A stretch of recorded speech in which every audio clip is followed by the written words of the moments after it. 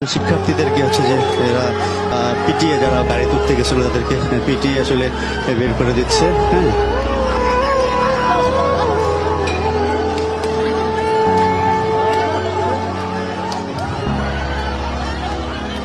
ওইটা দ্বারা মহিলাদের দ্বারা মহিলা, ওই যে মহিলা দ্বারা আমরা দেখছি এখানে আসলে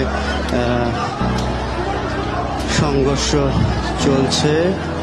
শিক্ষার্থীদেরকে চুলে পিটিয়ে এখান থেকে আসলে বের করে দিচ্ছে। যারা ঢাকা ইউনিভার্সিটির গাড়িতে অবস্থান নিয়েছিল তাদেরকে মেরে শিক্ষার্থীরা তাদেরকে ছাত্রলীগ বের করে দিচ্ছে দেখে আমরা দেখছি এখানে সংঘর্ষ চলছে।